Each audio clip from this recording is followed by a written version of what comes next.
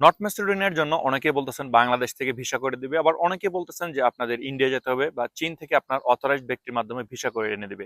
আবার উপরন্তু বর্তমানে দেখা যাচ্ছে নর্থ ম্যাসেডোনিয়ার এয়ারপোর্ট থেকে এবং নর্থ ম্যাসেডোনিয়া থেকে সবকিছু অরিজিনাল হওয়ার পরও আপনার বাংলাদেশে ব্যাক করে দিচ্ছে। এই জিনিসগুলা কেন হচ্ছে? নর্থ ম্যাসেডোনিয়া 2026 সালে আপনি আবেদন করবেন কিনা এবং এখানে কি কি সুযোগ সুবিধাগুলো পেতে পারেন আপনি, এবং 2026 সালে নন সন্ধানভুক্ত দেশের ক্ষেত্রে নর্থ ম্যাসেডোনিয়া আপনার চয়েসটা কেমন হবে, সেই বিষয়গুলো নিয়ে আজকে পূর্ণাঙ্গ আলোচনা করার চেষ্টা করব। হ্যালো গাইস, আসসালামু আলাইকুম। কি অবস্থা সবার? সবাই কেমন আছেন? আশা করি ভালো আছেন। আলহামদুলিল্লাহ আমি ভালো আছি। বরাবরের মতো আপনাদের অত্যন্ত রিকোয়েস্ট একটা ভিডিও। সবাই বলতেছেন নর্থ ম্যাসেডোনিয়া নিয়ে আপডেট দেওয়ার জন্য। বেসিক্যালি নর্থ ম্যাসেডোনিয়া আপনার অনেকেই দ্বিধা সন্ত্রস্ত বা অনেকেই চিন্তায় ভুগতেছেন যে বাংলাদেশ থেকে ভিসা হবে, অনেকে বলতেছেন ইন্ডিয়া যেতে হবে, অনেকে বলতেছেন চায়না থেকে অথরাইজড ব্যক্তির মাধ্যমে।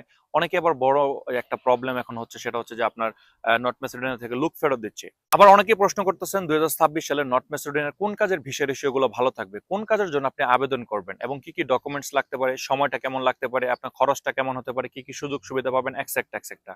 সো আজকের ভিডিওতে এই সকল বিষয়গুলো নিয়ে পূর্ণাঙ্গ আলোচনা করার চেষ্টা করব। আশা করি নাটান ভিডিও সম্পূর্ণ দেখবেন। তার আগে ছোট্ট একটা রিকোয়েস্ট, আপনি যদি আমার চ্যানেল তাহলে অবশ্যই চ্যানেলটি সাবস্ক্রাইব করে দেবেন এবং পাশে আসা বেল আইকনটি চেপে দেবেন। আর যদি সাবস্ক্রাইব করে থাকেন, thanks a lot. So let's get start the video. তো চলুন ফার্স্ট অফ অল ক্লিয়ার করা যাক যে নর্থ ম্যাসেডোনিয়ার জন্য আপনি এম্বাসি কোথায় ফেস করবেন। এটা আপনাদের সবচেয়ে বড় প্রশ্ন। তার কারণ হচ্ছে অনেকে বাংলাদেশ থেকেও ভিসা পাচ্ছে, অনেকে ইন্ডিয়া যাচ্ছে, অনেকে চায়না থেকে অথরাইজড ব্যক্তির মাধ্যমে ভিসা করে আনতেছে। মানে এক কথায় আমি বলবো যে সবকিছু মিলে আপনারা দ্বিধা বা একটা ভয় কাজ করতেছে যে ভাই আসলে বেসিক্যালি আমরা কি করব। দেখেন, ফার্স্ট অফ অল আমি ক্লিয়ার করি, নর্থ ম্যাসেডোনিয়ার যে এম্বাসি, সেখান থেকে যে রোলসটা সেটা হচ্ছে যে আপনার নিজে গিয়ে এম্বাসি ফেস করে আপনার ভিসা নিতে হবে। বাট বাংলাদেশের অনেক স্বনামধন্য এজেন্সি রয়েছে যারা আপনার অথরাইজেশনের মাধ্যমে আপনার ভিসা করিয়ে আনে। সেটা ইন্ডিয়া থেকে হতে পারে অথবা চায়না থেকে হতে পারে, but it's a rare case. জিনিসটা কেমন? যদি আপনার 100 জনের ফাইলটা আপনার জমা দেওয়া হয়, দেখা যাচ্ছে হাতে গোনা একজন, দুইজন বা তিনজন ব্যক্তি আপনারা অথরাইজড ব্যক্তির মাধ্যমে ভিসা করিয়ে আনতে পারতেছে। এটা সব এজেন্সি পারতেছে না এবং সবাই পারতেছে না। এটা বেসিক্যালি এক ধরনের কন্ট্রাকচুয়াল কাজ। ওই যে বর্তমানে বাংলাদেশে যে প্রবলেমটা চলতেছে, নর্থ ম্যাসেডোনিয়া থেকে লোক ফেরত দিচ্ছে, এটার পিছনে আপনার এই যে কন্ট্রাকচুয়াল কাজটা রয়েছে, যারা অথরাইজড ব্যক্তির মাধ্যমে ভিসা করিয়ে আনে, তাদের এখন যে প্রবলেমটা হচ্ছে এটা হচ্ছে সেটা। বিষয়টা কেমন যদি ক্লিয়ার করি, দেখা যাচ্ছে এখন বর্তমানে নর্থ ম্যাসেডোনিয়া গেলে আপনি ওয়ার্ক ভিসায় যাচ্ছেন, দেখা যাচ্ছে তারপরও আপনাকে রিটার্ন টিকিট, আপনি নর্থ ম্যাসেডোনিয়া যাবেন এবং নর্থ ম্যাসেডোনিয়া থেকে ফেরত আসবেন, এরকম একটা রিটার্ন টিকিট আপনাদেরকে আপনার নর্থ ম্যাসেডোনিয়ার যে ইমিগ্রেশন তারা চাচ্ছে। বিষয়টা কেন হচ্ছে? বিষয়টা হচ্ছে যারা অথরাইজডের মাধ্যমে ভিসা করে, এই ভিসাগুলো বেশিরভাগ ক্ষেত্রে দেখা যায় আপনাকে সবকিছুই দিবে, আপনাকে ওয়ার্ক পারমিট দিবে, এভরিথিং সবকিছুই দিবে, বাট এটা এক ধরনের সিজনাল টাইপের ভিসা। বিষয়টাকে বোঝার চেষ্টা করবেন, এটা কিন্তু ভিজিট ভিসা না।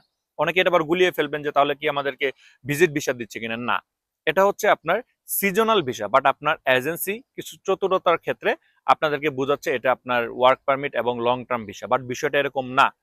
জেনে বুঝে সিদ্ধান্ত নেবেন, প্রতারণার হাত থেকে বাঁচবেন। সঠিক ইনফরমেশন জানলে আমি আশা করি আপনাকে কেউ প্রতারিত করতে পারবে না। সো আমি বলবো যে সিজনাল ভিসার ক্ষেত্রে আপনার কন্ট্রাকচুয়াল কাজটা হয় বা অথরাইজেশন ব্যক্তির মাধ্যমে ভিসা করিয়ে আনা যায়, বাট যদি রিটার্ন টিকিট না থাকে আপনার কাছে, তাহলে দেখা যাচ্ছে নর্থ ম্যাসেডোনিয়া থেকে আপনাকে ফেরত দিতে পারে। আশা করি বিষয়টা ক্লিয়ার। এই যে বর্তমানে বাংলাদেশে রিউমার্স গুলো চলতেছে, বাংলাদেশ থেকে ভিসা হবে, অথরাইজড ব্যক্তির মাধ্যমে ভিসা হবে, এই যে বিষয়গুলো, এগুলা বেসিক্যালি আপনার ওয়ার্ক ভিসার ক্ষেত্রে সিজনাল টাইপের যে বিষয়টা, সেটা বিষয়টা আশা করি ক্লিয়ার। এর জন্যই বাংলাদেশের অনেক লোক যারা নর্থ ম্যাসেডোনিয়া যাওয়ার পরে সেখান থেকে ফেরত দিচ্ছে, বিভিন্ন ধরনের প্রবলেমে পড়তেছে। সো আমি বলবো আপনি এজেন্সির সঙ্গে ভালোভাবে কন্ট্রাক্ট করেন। আর এই যে কন্ট্রাকচুয়াল কাজ বা অথরাইজড ব্যক্তির মাধ্যমে যে করিয়ে আনতেছে, এটা যে সব এজেন্সি করে দিচ্ছে বিষয়টাও কিন্তু এরকম না, হাতে গোনা দুই একটা এজেন্সি।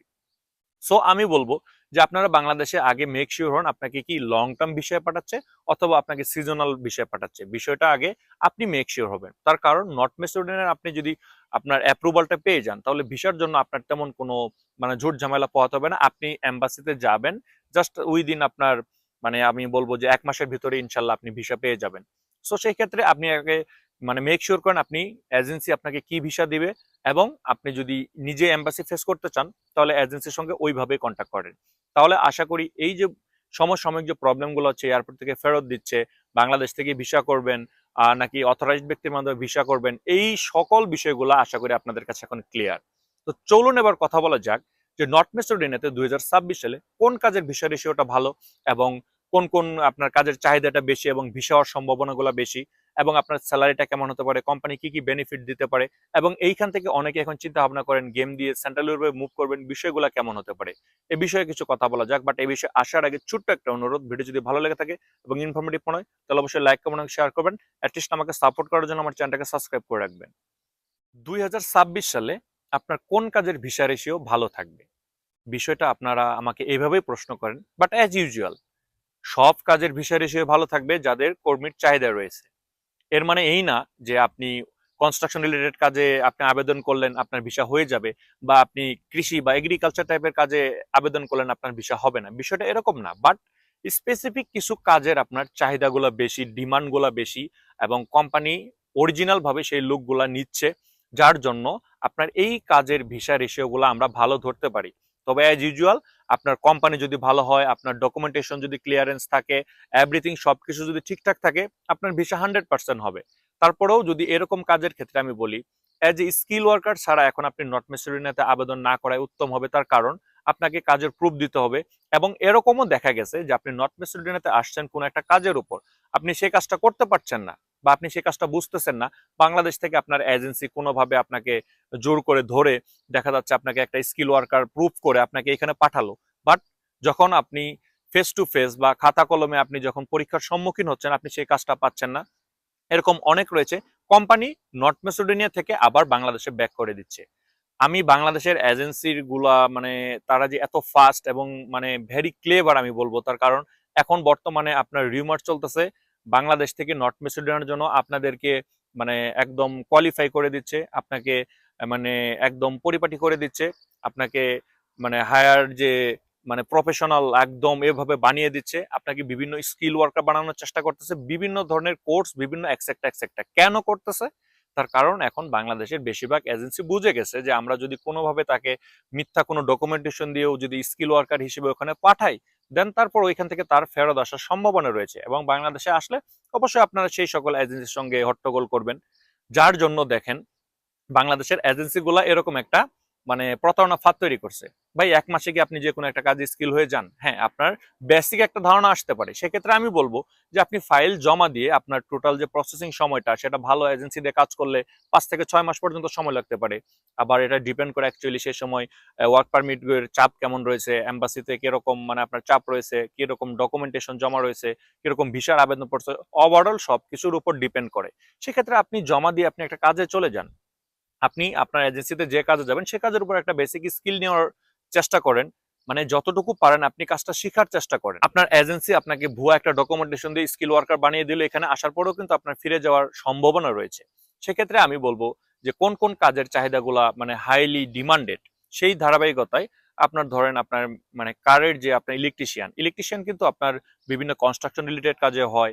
তারপরেও যে আপনার গাড়ির যে একটা মেকানিক্যালের যে আপনার একটা ইলেকট্রিশিয়ান রয়েছে, সেই ইলেকট্রিশিয়ানের একটা মানে ভালো চাহিদা এখানে রয়েছে। পেইন্টারের ভালো একটা চাহিদা রয়েছে।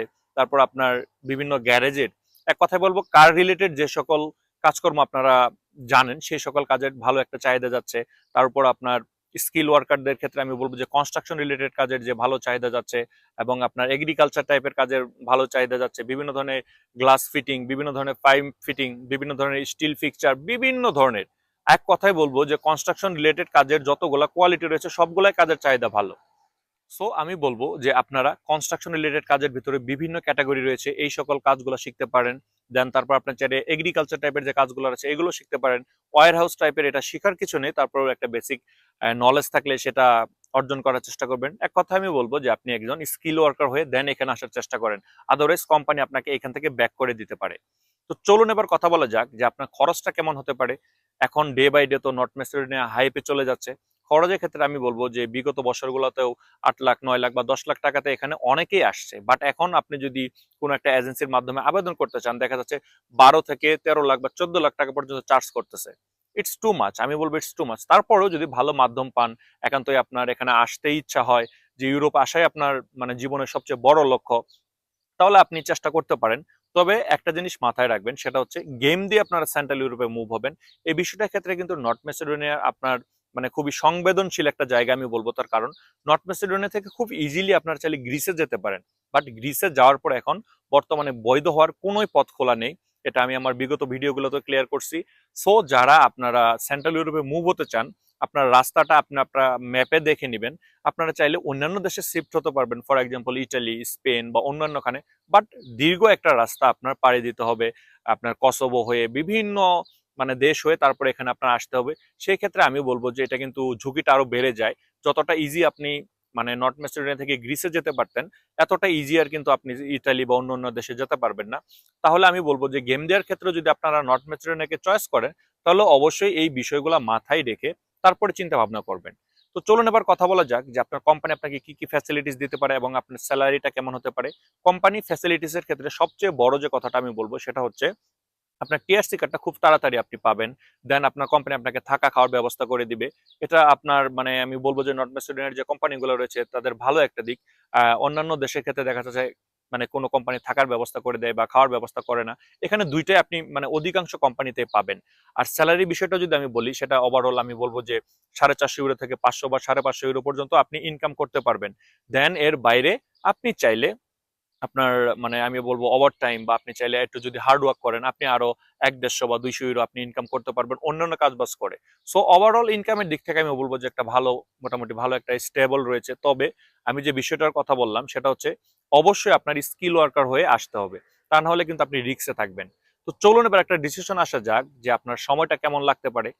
ডিসিশনের ক্ষেত্রে আমি বলবো যে সময়ের বিষয়টা যদি চিন্তা করেন, অ্যাজ ফার্স্ট আমি বলবো যে সেটা হচ্ছে আপনার নর্থ ম্যাসেডোনিয়া ভালো একটা মাধ্যম দিয়ে আবেদন করলে খুবই কম সময় লাগবে। আপনার 4-5 মাস বা 6 মাস ইটস এনাফ।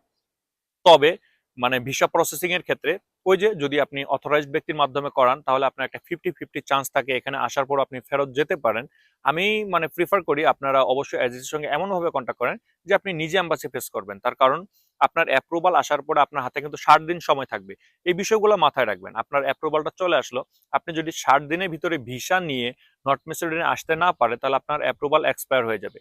তবে অনেকেই কাল ক্ষেপণ করায়, অনেক এজেন্সিতে দেখা যাচ্ছে 6 মাস, 7 মাস, 8 মাস এরকম সময় লেগে যায়। কেন লাগতেছে?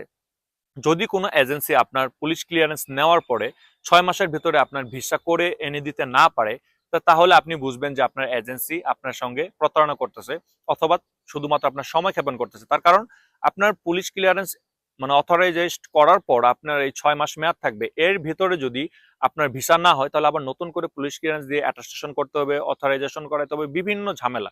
এগুলো আপনার এজেন্সি বুঝবে। তবে এই ক্ষেত্রে আপনারা বুঝতে পারেন যদি 6 মাসের ভিতরে আপনার পুলিশ ক্লিয়ারেন্স আপনার ভিসাটা চলে আসে, তাহলে আলহামদুলিল্লাহ ভালো কথা। তো চলুন এবার একটা কথা বলা যাক যে আপনি কি এখানে আসবেন কি আসবেন না। ডিসিশন আপনি নেন। তবে আমি জাস্ট ইনফরমেশন গুলো শেয়ার করলাম। এই ইনফরমেশন মোতাবেক যদি আপনি কাজ করতে পারেন, তাহলে আশা করি আপনাকে কেউ প্রতারিত করতে পারবে না। তবে আমি একটা কথা বলবো, ডে বাই ডে ইউরোপ আসার যে রাস্তাগুলা মানে আপনার সংকুচন হয়ে যাচ্ছে, সেই ধারাবাহিকতা ভালো একটা এজেন্সি পেলে আপনারা সব কন্ট্রাক্ট আগেই করে নেবেন। ব্যাটে বলে যদি মিলে যায় তাহলে আপনি নর্থ ম্যাসেডোনিয়ার জন্য আবেদন করতে পারেন। সো ভিউয়ার্স, আজকে ভিডিওটা বড় করবো না, ইনশাল্লাহ পরবর্তী ভিডিওতে নর্থ ম্যাসেডোনিয়া নিয়ে আরো কিছু গুরুত্বপূর্ণ কথা বলবো। সেই ভিডিওটি দেখার অনুযায়ী আজকের ভিডিও এখানে শেষ করতেছি। সবাই ভালো থাকবেন, আমার জন্য দোয়া করবেন, আপনার জন্য দোয়া রইল। আসসালামু আলাইকুম।